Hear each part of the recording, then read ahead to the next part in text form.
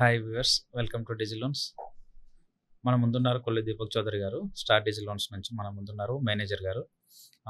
ఈరోజు మనం మాట్లాడుకునే టాపిక్ వచ్చేసి ఏంటంటే, కొందరికి కస్టమర్లకైనా, కొందరు సెల్ఫ్ ఎంప్లాయిడ్కైనా, బిజినెస్ వాళ్ళకైనా ఏంటంటే సిబిల్ బాగానే ఉంటుంది, కానీ చిన్న చిన్న తప్పులు చేయడం వల్ల లోన్స్ అనేటివి రావు.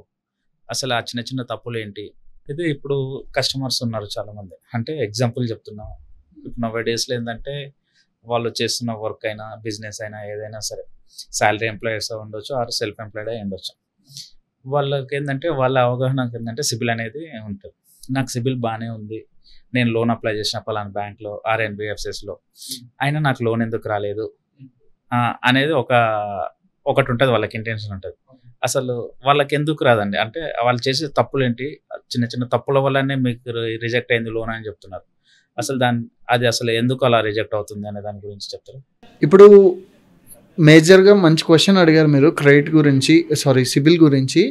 సిబిల్ అవగాహన లేకపోవటం, ఒక మంచి ప్లాట్ఫామ్ దొరకపోవటం ముందు మెయిన్లీ ఏంటంటే, ఇప్పుడు కస్టమర్స్ డిజిటల్ వరల్డ్ అయిపోయేసరికి మేము చేయలేనిది ఏముందిలేండి, వాళ్ళని అడగటం వీళ్ళని అడగటం ఏముంది, మేమే చేసేసుకుంటాం అని కస్టమర్స్ ఎలా అంటే,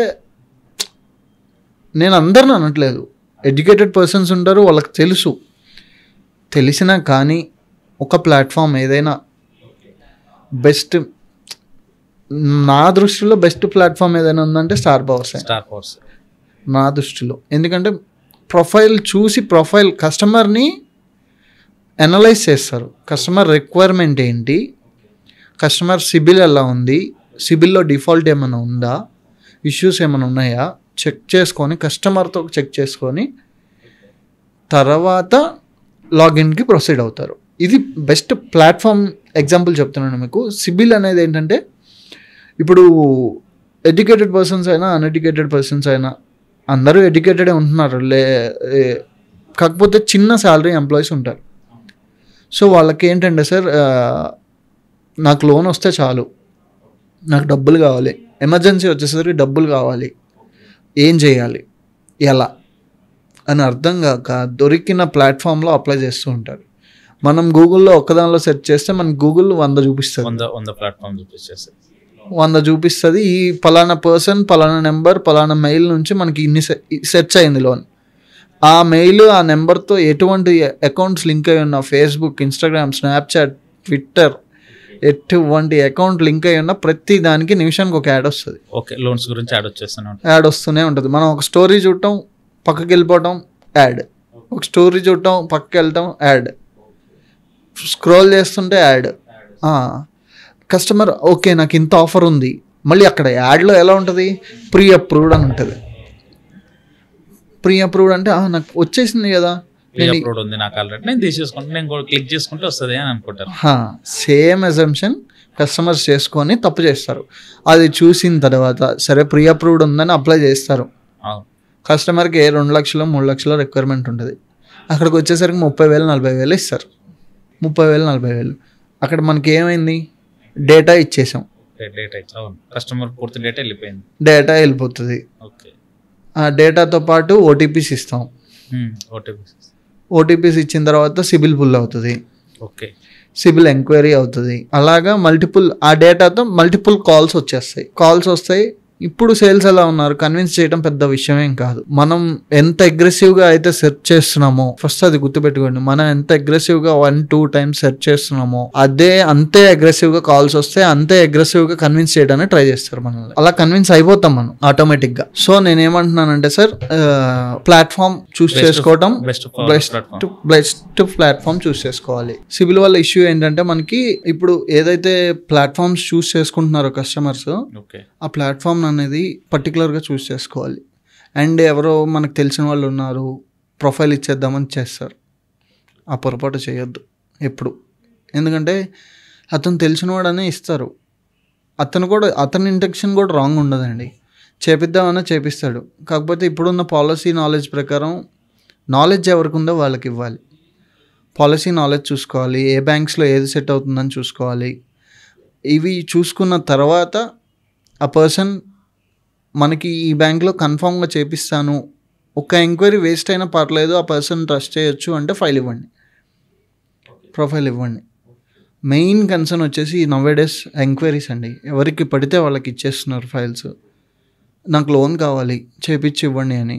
ఆ ఇచ్చిన పర్సన్ ఏం చేస్తున్నాడు, కస్టమర్ నమ్మి ఇచ్చినప్పుడు కస్టమర్ని అంతే ట్రస్ట్గా చూసుకోవాలి కదా, ఆ ట్రస్ట్ బ్రేక్ చేయకూడదు కదా. కాకపోతే ఆ ట్రస్ట్ని బ్రేక్ అవుతుంది. 9-10 ఎంక్వైరీస్ చేపిస్తున్నారు, లోన్ రాదు. వచ్చే వాటిలో కూడా లోన్ రాదు. ఇన్ని ఎంక్వైరీస్ చేశారు, మీరు ఇంత ఈగర్గా సెర్చ్ చేస్తున్నారు, మల్టిపుల్ ఫండింగ్ తీసుకుంటున్నారు అని చెప్పి రిజెక్ట్ చేస్తారు ప్రతి ప్రొఫైల్. బ్యాంకుని బట్టి ఎంక్వైరీ ఉంటుందండి.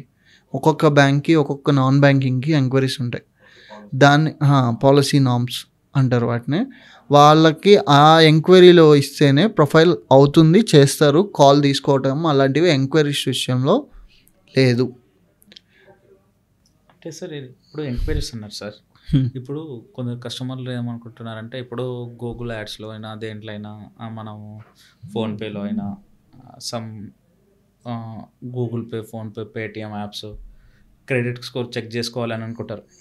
కస్టమర్లు ఏంటంటే వెళ్తారు, మాకు క్రెడిట్ స్కోర్ చెక్ చేసుకుందాం అని చెప్పేసి దాంట్లో ఓపెన్ చేస్తారు.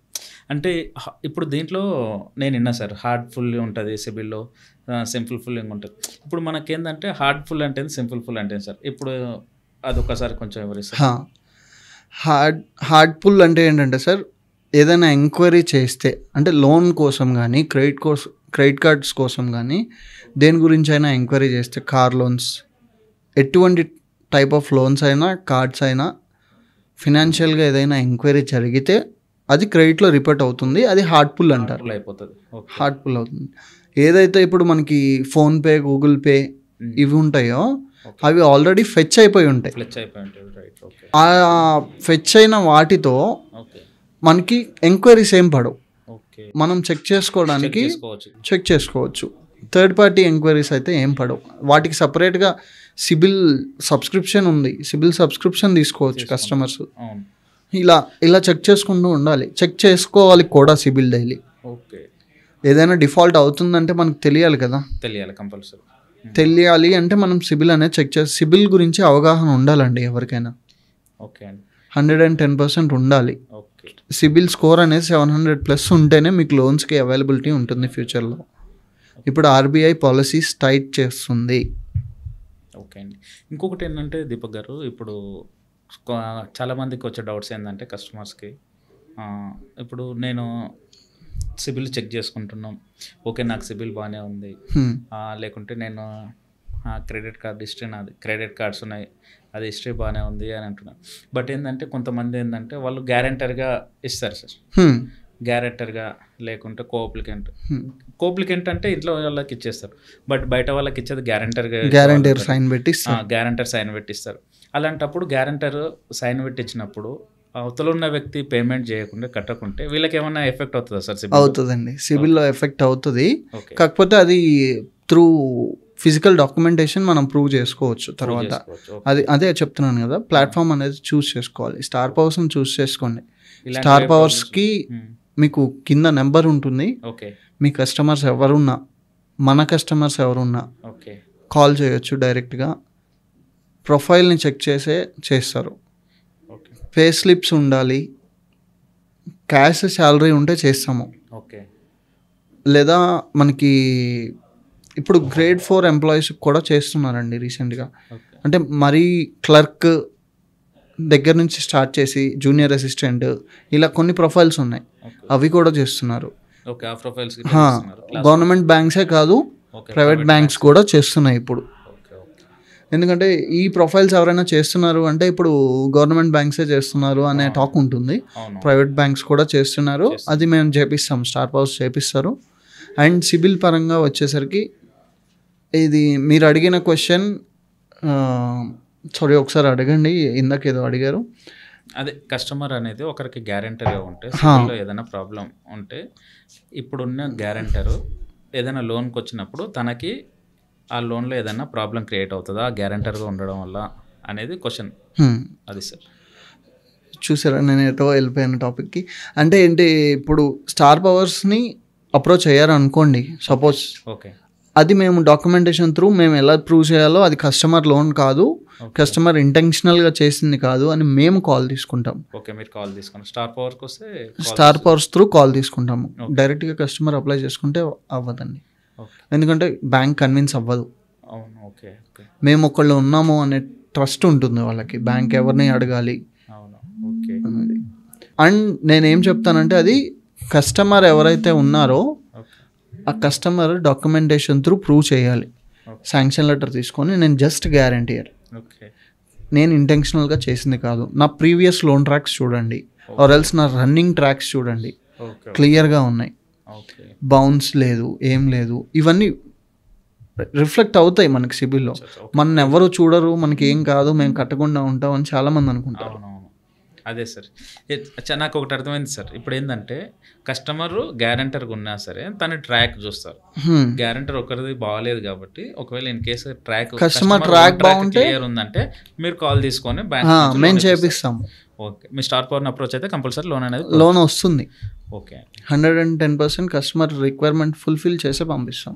ఓకే అండి, థ్యాంక్ యూ దీపక్ గారు. థ్యాంక్ యూ అండి. చూసారుగా అండి, ఈరోజు దీపక్ గారితో మాట్లాడాం. లోన్లో వచ్చే చిన్న చిన్న తప్పులు ఏంటి, సెబిల్లో అసలు లోన్ రాకపోవడానికి సెబిల్లో ఉండే తప్పులు ఏంటి అని చెప్పారు. థ్యాంక్ యూ అండి.